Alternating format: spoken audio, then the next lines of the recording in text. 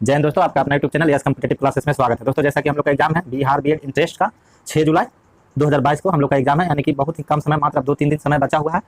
अगर हम लोग अभी भी अच्छे से पढ़ते हैं तो हम लोग को एग्जाम जो है क्वालिफाई कर सकते हैं, अच्छे नंबर से गवर्नमेंट कॉलेज मिल सकता है। तो हम लोग को पढ़ना क्या क्या है वो तो आप लोग को पता ही होगा कि हम लोग को क्या क्या पढ़ना है। अगर जीके जीएस की बात किया जाए तो जिसमें 40 प्रश्न पूछे जाएंगे। कितने प्रश्न पूछे जाएंगे? तो 40 प्रश्न पूछे जाएंगे आपका जीके जीएस से, ठीक है। इसमें आपका सब चीज़ रहेगा, कुछ प्रश्न भूगोल से रहेगा, कुछ प्रश्न आपको हिस्ट्री से रहेगा, कुछ प्रश्न इकोनॉमिक्स से रहेगा, कुछ कंप्यूटर साइंस से आपको प्रश्न रहेगा। तो हम लोग को हर प्रश्न, हर चैप्टर का प्रश्न हम लोग को लेकर चलना है, ना कि अभी हम लोग खाली हिस्ट्री पढ़ें, ना कि अभी हम लोग खाली भूगोल पढ़ें। हम लोग को हर एक चैप्टर को लेकर चलना है ताकि आने वाला जो एग्जाम है वो हम लोग बहुत अच्छे नंबर स्कोर कर पाएँ और एक अच्छा गवर्नमेंट कॉलेज मिल पाए। तो आइए आज का सेशन हम लोग स्टार्ट करते हैं। पिछले वीडियो में हमने क्वेश्चन नंबर 40 तक देखा था, इसमें हम लोग देखेंगे उसके आगे। पिछले वीडियो में हमने हिस्ट्री का प्रश्न बताया था, आज हम लोग देखेंगे जलवायु परिवर्तन एवं आपदा से कुछ प्रश्न देखेंगे, कुछ हम लोग देखेंगे भारत एवं विश्व भूगोल से प्रश्न कुछ देखेंगे, कुछ हम लोग देखेंगे भारतीय अर्थव्यवस्था से प्रश्न को देखेंगे, ताकि हर एक चैप्टर से मिलाकर अगर हम लोग प्रश्न याद करते हैं बहुत अच्छा स्कोर कर पाएंगे हम लोग। कुछ हम लोग समान विज्ञान से देखेंगे।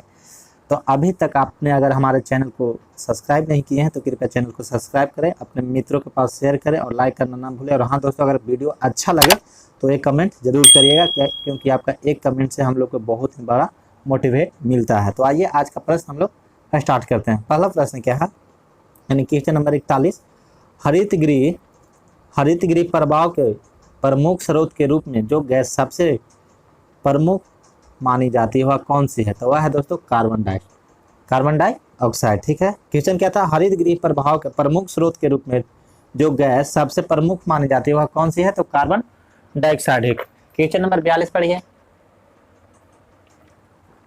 क्वेश्चन नंबर 42 क्या है, पारे और नाइट्रेट से संदूषित जल के उपभोग से कौन सा रोग होता है? यानी कहने का मतलब है पारे और नाइट्रेट से संदूषित जल यानी कि प्रदूषित जल के उपयोग से कौन सा रोग होता है? तो मिनी माता और ब्लू बेबी सिंड्रोम होता है दोस्तों। कौन सा होता है? पारे से क्या होता है? तो मिनी माता होता है, और नाइट्रेट से क्या होता है? तो ब्लू बेबी सिंड्रोम होता है, ठीक है। अब चलते हैं हम लोग अगले प्रश्न की। अगला प्रश्न क्या है, केंद्रीय पर्यावरण अभियंत्रण संस्थान कहाँ आता है? ये दोस्तों नागपुर में। इस तरह के जो प्रश्न है दोस्तों बहुत पूछे जाते हैं एग्जाम में, तो इसको कृपया आप नोट डाउन जरूर कर लीजिएगा। केंद्रीय पर्यावरण अभियंत्रण संस्थान कहाँ है? तो नागपुर में है। अगला प्रश्न देखते हैं, परितंत्र में किस ऊर्जा का प्राथमिक स्रोत माना जाता है? तो सूर्य का प्रकाश को। किसको माना जाता है? तो सूर्य के प्रकाश को। अगला प्रश्न है, देश के पहले आपदा प्रबंधन संस्थान की स्थापना कहाँ की गई थी? तो लातूर, जो कि महाराष्ट्र में पड़ता है। कहाँ की गई थी? तो लातूर, जो कि महाराष्ट्र में पड़ता है। बढ़ते हैं अगले क्वेश्चन की ओर। अगला क्वेश्चन क्या है, अंतर्राष्ट्रीय अम्ल वर्षा सूचना केंद्र कहाँ स्थापित है? तो यह है दोस्तों ओस्लो में, जो कि नॉर्वे में पड़ता है। कहाँ पड़ता है? तो नॉर्वे में। अगला प्रश्न क्या है, धान के खेतों और जुगाली करने वाले पशुओं से कौन सी गैस उत्सर्जित होती है?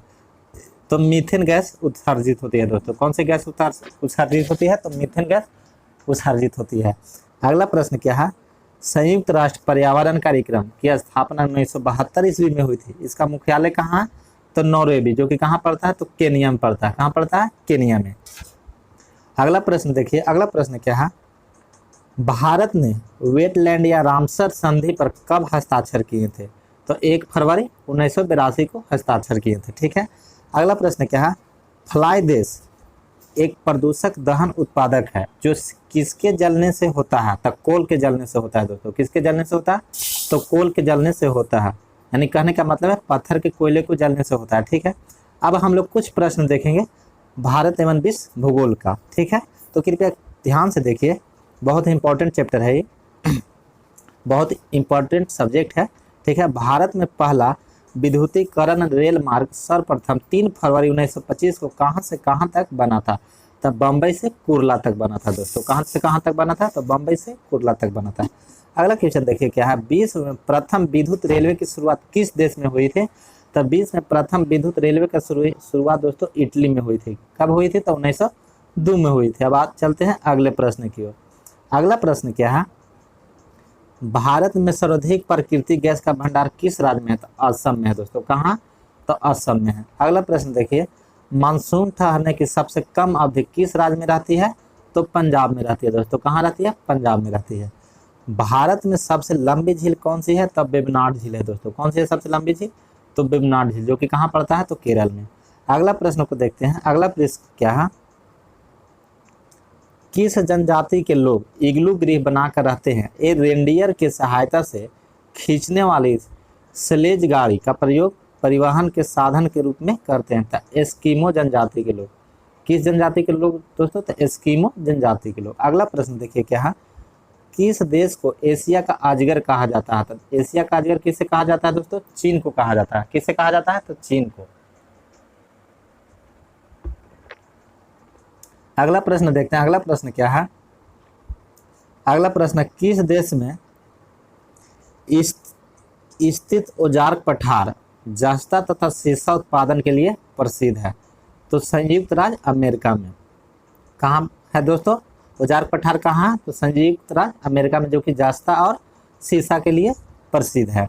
अगला प्रश्न को देखिए क्या है, विश्व का सबसे प्राचीन पर्वत कौन सा है? उसकी स्थापना प्री कैम्ब्रियन काल में हुई थी। तो विश्व का सबसे प्राचीन पर्वत कौन सा है दोस्तों? तो आरावली है। कौन सा है? आरावली, जो कि कहाँ पड़ता है? राजस्थान में पड़ता है दोस्तों। अगला प्रश्न को देखिए, किस नदी को इटली का गंगा कहा जाता है? तब पो नदी को इटली का गंगा कहा जाता है दोस्तों। किसे कहा जाता है? तब पो नदी को इटली का गंगा कहा जाता है। चलते हैं अब अगले प्रश्न की ओर। अगला प्रश्न जो है दोस्तों भारतीय अर्थव्यवस्था से है। किससे है? तो भारतीय अर्थव्यवस्था से। बहुत ही इंपॉर्टेंट प्रश्न है। किस वर्ष भारतीय राष्ट्रीय कांग्रेस द्वारा पंडित जवाहरलाल नेहरू की अध्यक्षता में राष्ट्रीय नियोजन की समिति का गठन किया गया था? तो 1938 में किया गया था दोस्तों। कब किया गया था? तो 1938 में किया गया था। अगला प्रश्न को देखिए क्या है, किस पंचवर्षीय योजना के दौरान 1974 में भारत ने अपना पहला भूमिगत नाभिकीय परीक्षण स्माइलिंग बुद्धा किया था? तो किस पंचवर्षीय योजना के तहत हुआ था दोस्तों? तो चतुर्थ पंचवर्षीय योजना के तहत, जो कि चतुर्थ पंचवर्षीय योजना कब से कब था? तो 1969 से 1974 तक था। ठीक है, अब चलते हैं अगले क्वेश्चन की ओर। अगला क्वेश्चन क्या है, किस प्रधानमंत्री के पद पर रहते हुए उनके पास वित्त मंत्री का भी पद था? तब पंडित जवाहरलाल नेहरू और इंदिरा गांधी और मनमोहन सिंह, ये तीनों के पास प्रधानमंत्री के पद पर रहते हुए भी उनके पास क्या था? तो वित्त मंत्रालय था। ठीक है, अब चलते हैं अगले क्वेश्चन की ओर। अगला क्वेश्चन क्या है, भारत में कब से वस्तु एवं सेवा कर को लागू किया गया था? 1 जुलाई 2017 को, यानी कि जीएसटी कब लागू हुआ भारत में? तो 1 जुलाई 2017 को। ठीक है, अगला प्रश्न को देखते हैं क्या है, 1 अप्रैल 2020 को ओरिएंटल बैंक ऑफ कॉमर्स तथा यूनाइटेड बैंक ऑफ इंडिया का विलय किस बैंक में किया गया? तो पंजाब नेशनल बैंक में किया गया। किस बैंक में किया गया दोस्तों? तो पंजाब नेशनल बैंक में किया गया। एक करेंट है दोस्तों, इसको याद रखिएगा। ठीक है, अगला प्रश्न को देखते हैं। अगला प्रश्न क्या है, आयात निर्यात बैंक की स्थापना कब हुई थी? आयात निर्यात बैंक की स्थापना कब हुई थी? तो 1 जनवरी 1982 को स्थापना हुआ था। कब हुआ था दोस्तों? तो 1 जनवरी 1982 को। अगला प्रश्न को देखिए, देश का पहला तैरता हुआ एटीएम 9 फरवरी 2004 को कहाँ खोला गया? तो कोची में खोला गया। कहाँ खोला गया दोस्तों? तो कोची में खोला गया। चलते हैं अगला प्रश्न की ओर। पौधे को हवा में उगाने की विधि को क्या कहते हैं? तो एरोपोनिक कहते हैं। पौधे को हवा में उगाने की विधि को क्या कहते हैं? तो एरोपोनिक कहते हैं। अब बढ़ते हैं अगले प्रश्न की ओर। अगला प्रश्न क्या है दोस्तों, हाइड्रोकार्बन विजन 2005 का संबंध किससे है? तो पेट्रोलियम उत्पाद के भंडार से है। किससे है? तो पेट्रोलियम उत्पाद के भंडार से है। अगला प्रश्न देखिए क्या है, राष्ट्रीय लेखा संख्यिकी को क्या कहा जाता है? तो श्वेत पत्र कहा जाता है दोस्तों। क्या कहा जाता है? श्वेत पत्र कहा जाता है। अब कुछ प्रश्न हम लोग देखते हैं समान विज्ञान एवं तकनीक से। ठीक है, जैसे कि मूत्र का हल्का पीला रंग किसके कारण होता है? तो यूरोक्रोम के कारण होता है दोस्तों। किसके कारण होता है? तो यूरोक्रोम के कारण होता है। अगला प्रश्न है, रक्त का थक्का बनाने के लिए अनिवार्य प्रोटीन कौन सा है? तो फाइब्रिन है दोस्तों। कौन सा है? फाइब्रिन। चलते हैं हम अगले प्रश्न की ओर। अगला प्रश्न क्या है, पहला कार्बनिक पदार्थ कौन सा है जो प्रयोगशाला में बनाया गया था? तो यूरिया है दोस्तों। कौन सा है? यूरिया। आते हैं अगले प्रश्न की ओर। जल में नमक का मिश्रण क्या कहलाता है? तो भौतिक परिवर्तन कहलाता है दोस्तों। क्या कहलाता है? भौतिक परिवर्तन। अगला प्रश्न देखिए क्या है, ट्यूमर की जांच के लिए किस रेडियो सक्रिय तत्व का प्रयोग किया जाता है? तो आर्सेनिक 74 का। किसका प्रयोग किया जाता है दोस्तों? आर्सेनिक 74 का। एक अगला प्रश्न क्या है देखिए, पीएच स्केल का आविष्कार किसने किया था? तो सोरेनसन ने किया था। किसने किया था दोस्तों? सोरेनसन ने। अब चलते हैं हम लोग अगले प्रश्न की। अगला प्रश्न क्या है? एक तराशा हुआ हीरा, एक तराशा हुआ हीरा किसके कारण चमकता है? तो पूर्ण आंतरिक परिवर्तन के कारण चमकता है दोस्तों। किसके कारण चमकता है? तो पूर्ण आंतरिक परिवर्तन के कारण चमकता है। अब अगला प्रश्न को देखते हैं। मोबाइल फोन में किस प्रकार की बैटरियां कार्यरत होती हैं? तो द्वितीय बैटरियां। मोबाइल फोन में किस प्रकार की बैटरी क्या रहती हैं? तो द्वितीय बैटरियां रहती हैं। ठीक है। अब अगला प्रश्न को हम लोग देखते हैं। चंद्रमा पर गुरुत्वीय त्वरण जी का मान पृथ्वी पर उसके मान का कितना होता है? तो 1/6 होता है दोस्तों। कितना होता है? 1/6। अब आते हैं हम लोग अगले क्वेश्चन की ओर। अगला क्वेश्चन क्या है? टेल्कम पाउडर के निर्माण में उपयोग किए जाने वाले खनिज में होते हैं क्या क्या होते हैं? तो ऑक्सीजन होते हैं, सिलिकॉन होते हैं और मैग्नीशियम होते हैं दोस्तों। अब कुछ प्रश्न हम लोग देख लेते हैं बाल विकास एवं शिक्षा शास्त्र से। तो पहला प्रश्न क्या है बाल विकास एवं शिक्षा शास्त्र से? बाल विकास कैसी प्रक्रिया है? तो व्यक्तिगत प्रक्रिया दोस्तों। कैसी प्रक्रिया है? तो व्यक्तिगत प्रक्रिया। अगला प्रश्न क्या है? राष्ट्रीय पाठ्य चर्चा के रूपरेखा के अनुसार एक बच्चे को कितने घंटे विद्यालय में रहना चाहिए? तो केवल 5 घंटे रहना चाहिए दोस्तों। कितना रहना चाहिए? तो केवल 5 घंटे। अगला प्रश्न क्या है? सतत विकास के मुख्य आयाम कितने हैं? तो 3 आयाम है दोस्तों। कौन कौन है? तो सामाजिक, आर्थिक और पर्यावरणीय। ठीक है। चलते हैं अगले प्रश्न की ओर। अगला प्रश्न क्या है? किस अनुच्छेद के अंतर्गत राज्य किसी नागरिक के विरुद्ध केवल धर्म, मूलवंश, जाति, लिंग, जन्म स्थान या इनमें से किसी के आधार पर कोई विभेद नहीं करता? तो अनुच्छेद 15 के तहत दोस्तों। किस अनुच्छेद के तहत? तो अनुच्छेद 15 के तहत। अगला प्रश्न क्या है? प्रौढ़ का सिर उसके शरीर का कितना होता है? तो प्रौढ़ का सिर जो है उसके शरीर का कितना होता है दोस्तों? तो शरीर की लंबाई के 8वें भाग के बराबर होता है। कितना होता है? तो शरीर के लंबाई के 8वें भाग के बराबर होता है। कुछ अब अगले प्रश्न को देखते हैं। प्रतिभाशाली विद्यार्थी किसे कहते हैं? तो प्रतिभाशाली विद्यार्थी किसे कहते हैं दोस्तों? तो जिनकी बुद्धि लब्धि 130 या इससे ऊपर होती है उन्हें हम लोग क्या कहते हैं? तब प्रतिभाशाली विद्यार्थी कहते हैं। जैसे कि कहते हैं कि इसका IQ लेवल ज़्यादा है। ठीक है। उसी को हिंदी में बोला जाता है बुद्धि लब्धि। अब चलते हैं हम लोग अगले प्रश्न की ओर। अगला प्रश्न क्या है? बालक को तर्क की प्रेरणा कहाँ से मिलती है? तो आपसी बातचीत से मिलती है दोस्तों। कहाँ से मिलती है? आपसी बातचीत से। अगला प्रश्न क्या है? छात्र की प्रतिक्रियाएं किस पर निर्भर करती है? तो तंत्रिका तंत्र पर निर्भर करती है। किस पर निर्भर करती है? तो तंत्रिका तंत्र पर निर्भर करती है। अगला प्रश्न देखिए क्या है? राष्ट्रीय बाल नीति घोषणा कब हुई? तो 22 अगस्त 1947 को राष्ट्रीय बाल नीति की घोषणा हुई थी दोस्तों। अब अगले प्रश्न की ओर चलते हैं। अगला प्रश्न क्या है? अगला प्रश्न देखिए दोस्तों क्या है? किस वर्ष शिक्षा को राज्य सूची से निकालकर समवर्ती सूची में शामिल किया गया? तो वर्ष 1976 में शामिल किया गया था दोस्तों। अब हम कुछ प्रश्न देखेंगे खेलकूद से जो कि आज के दौर में बहुत ही इम्पोर्टेंट है। इससे क्वेश्चन आते हैं। क्वेश्चन देखिए क्या है? भारत ने अपना 1000वां एक दिवसीय क्रिकेट मैच किस देश के विरुद्ध खेला? तो वेस्ट इंडीज के विरुद्ध खेला। किसके विरुद्ध खेला दोस्तों? तो वेस्ट इंडीज के विरुद्ध खेला। अगला प्रश्न क्या है? भारत 5वीं बार ICC के अंडर-19 विश्व कप विजेता किस देश को फाइनल में हराकर बना? तो इंग्लैंड को फाइनल में हराकर बना दोस्तों। ठीक है। अब चलते हैं अगले प्रश्न की ओर। अगला प्रश्न क्या है दोस्तों? भारत के 16 वर्षीय युवा ग्रैंड मास्टर कौन है जिन्हें air things master online rapid शतरंज के मुकाबले में विश्व के नंबर 1 खिलाड़ी और मौजूदा विश्व चैंपियन मैग्नस कार्लसन को पराजित किया? तो आर परगानंद। किसने पराजित किया? तो आर परगानंद। किसे? तो मैग्नस कार्लसन को। ठीक है। अब अगला प्रश्न को देखते हैं। अगला प्रश्न क्या है?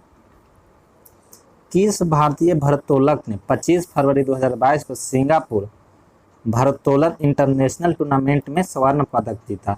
तो मीराबाई चानू ने जीते। कौन जीते हैं? तो मीराबाई चानू। अगला प्रश्न देखिए। अगला प्रश्न क्या है? अगला प्रश्न देखिए क्या है? ICC पुरस्कार 2021 में ICC पुरुष T20 cricket of the year का विजेता किसे घोषित किया गया है? तो मोहम्मद रिजवान को घोषित किया है, जो कि कहाँ के खिलाड़ी हैं? तो पाकिस्तान के खिलाड़ी हैं। अब अगला प्रश्न देखते हैं, प्रो कबड्डी लीग सीजन 8 के विजेता टीम कौन रही? तो दबंग दिल्ली रही है दोस्तों। कौन रही है? तो दबंग दिल्ली रही है। चलते हैं हम अगले प्रश्न की ओर। अगला प्रश्न क्या है, 13वें शीतकालीन पैरा ओलंपिक खेलों का आयोजन किस देश में हुआ? तो बीजिंग में हुआ दोस्तों। कहाँ हुआ? बीजिंग में हुआ। अगला प्रश्न क्या है, 13वें शीतकालीन पैरा ओलंपिक खेलों में कौन सा देश 18 स्वर्ण पदक, 20 रजत तथा 23 कांस्य पदक जीतकर पदक तालिका में शीर्ष पर रहा? तो चीन शीर्ष पर रहा दोस्तों। कौन रहा शीर्ष पर? तो चीन शीर्ष पर रहा। अगला प्रश्न देखिए क्या है, बांग्लादेश का राष्ट्रीय खेल कौन सा है? तो कबड्डी है दोस्तों। कौन सा है? कबड्डी है। चलते हैं अब अगले प्रश्न की ओर। अगला प्रश्न क्या है, एशियाई खेल का प्रारंभ 4 मार्च 1951 ईस्वी को कहाँ हुआ? तो नई दिल्ली में हुआ दोस्तों। कहाँ हुआ? नई दिल्ली में। अब बढ़ते हैं हम लोग अगले प्रश्न की ओर। अगला प्रश्न क्या है, अगला प्रश्न जो है दोस्तों हम लोग कुछ कंप्यूटर विज्ञान से देख लेते हैं, नहीं कंप्यूटर ज्ञान से देख लेते हैं, ठीक है। जैसे क्वेश्चन क्या है, एनालॉग कंप्यूटर और डिजिटल कंप्यूटर का संयुक्त रूप को क्या कहलाता है? यानी एनालॉग कंप्यूटर और डिजिटल कंप्यूटर का संयुक्त रूप क्या कहलाता है? तो हाइब्रिड कंप्यूटर कहलाता है दोस्तों। क्या कहलाता है? Hybrid computer. अगला क्वेश्चन क्या है दोस्तों, एक ऐसा सर्किट बोर्ड जिसमें सीपीयू और अन्य चिप शामिल होते हैं उसको क्या कहते हैं? तब मदरबोर्ड कहते हैं दोस्तों। क्या कहते हैं? मदरबोर्ड। अब अगले प्रश्न देखिए। अगला प्रश्न क्या है, कंप्यूटर को स्टार्ट या रीस्टार्ट करने पर क्या होता है? तो बूटिंग होता है दोस्तों। क्या होता है? बूटिंग होता है। अगले प्रश्न को देखिए क्या है, विश्व में इंटरनेट का प्रथम प्रयोग कहाँ हुआ था? तो विश्व में इंटरनेट का प्रथम प्रयोग दोस्तों अमेरिका के रक्षा संस्थान में हुआ था। कहाँ हुआ था? तो अमेरिका के रक्षा संस्थान में हुआ था। अगला प्रश्न देखिए क्या है, प्रिंटर की क्वालिटी मापने के लिए किसका प्रयोग किया जाता है? तो डीपीआई यूनिट का प्रयोग किया जाता है दोस्तों। चलते हैं अब अगले प्रश्न की ओर। अगला प्रश्न क्या है, पहली पीढ़ी के कंप्यूटर में किसका प्रयोग किया जाता था? तो निर्वात नलिकाओं का प्रयोग किया जाता था दोस्तों। चलते हैं अब अगले क्वेश्चन की ओर। अगला क्वेश्चन क्या है, डाटा केबल के अंतर्गत यूएसबी का तात्पर्य क्या है? तो डाटा केबल के अंतर्गत यानी यूएसबी का फुल फॉर्म क्या होता था? यूनिवर्सल सीरियल बस। क्या होता है? तो यूनिवर्सल सीरियल बस। बढ़ते हैं अगले क्वेश्चन की ओर। अगला क्वेश्चन क्या है, कंप्यूटर आंकड़ों में अशुद्धि को क्या कहा जाता है दोस्तों? तो बग कहा जाता है। ये बहुत ही इंपॉर्टेंट क्वेश्चन है, ये हमेशा एग्जाम में पूछे जाते हैं। अगला प्रश्न देखिए क्या है, ईमेल भेजने के लिए किस प्रोटोकॉल का प्रयोग किया जाता है? तो सिंपल मेल ट्रांसफर प्रोटोकॉल का प्रयोग किया जाता है दोस्तों, ठीक है। अब बढ़ते हैं अगले क्वेश्चन की ओर। अगला क्वेश्चन क्या है, एक वेबसाइट से दूसरी वेबसाइट पर जाना क्या कहलाता है? तब ब्राउजिंग कहलाता है दोस्तों। क्या कहलाता है? ब्राउजिंग। अब हम लोग कुछ प्रश्न देखेंगे विविध से, ठीक है। जैसे कि मोसाद किस देश की खुफिया एजेंसी है? तो इजराइल का है। कहाँ का है दोस्तों खुफिया एजेंसी मोसाद? तो इजराइल का है। अगला प्रश्न देखिए, वह पुरस्कार जिसे एशिया का नोबेल पुरस्कार कहा जाता है तो वह कौन सा पुरस्कार है दोस्तों? तो रेमन मैग्सेस पुरस्कार, जो कि रवीश कुमार को मिला है, ठीक है। मोतिहारी के पत्रकार हैं रवीश कुमार, उन्हें रेमन मैग्सेस पुरस्कार मिला है। अगला प्रश्न देखिए क्या है, नोबेल शांति पुरस्कार विजेता का चयन किस देश की चयन समिति करती है? तो नॉर्वे। किस देश की चयन समिति करती है दोस्तों? तो नॉर्वे की। अगला प्रश्न देखिए क्या है, भारत दुर्दशा नामक पुस्तक की रचना किसने की है? तो भारतेंदु हरिश्चंद्र ने की है दोस्तों। किसने किया है? तो भारतेंदु हरिश्चंद्र ने। अगला प्रश्न देखिए क्या है, प्रसिद्ध पुस्तक ए सुटेबल बॉय के लेखक कौन है? तो विक्रम सेठ है दोस्तों। कौन है? तो विक्रम सेठ है दोस्तों। तो ये कुछ प्रश्न थे दोस्तों जो कि हमको इम्पोर्टेंट लगा, तो आप लोग को हमने बता दिया है। आप इसे एक बार दोबारा पढ़ लीजिएगा, इससे कुछ ना कुछ प्रश्न आपके एग्जाम में आएंगे ही आएंगे। आपको यह वीडियो कैसा लगा? अगर अच्छा लगा हो तो कृपया एक लाइक करिएगा, अपने मित्रों के पास शेयर करिएगा, और अगर अभी तक आपने हमारे चैनल को सब्सक्राइब नहीं किए हैं तो कृपया सब्सक्राइब करिए। और हाँ दोस्तों, अगले वीडियो में हम करंट का वीडियो लेकर आएंगे, और जो भी 2-3 दिन हिस्ट्री, करंट और इकोनॉमिक्स का प्रश्न आते रहेंगे। तो आपको यह वीडियो कैसा लगा? अच्छा लगा हो तो लाइक करिएगा, कमेंट करना ना भूलिएगा, क्योंकि आपका एक कमेंट हमारे लिए बहुत ही मोटिवेट होता है, ठीक है। तो मिलते हैं अगले वीडियो में। जय हिंद, जय भारत।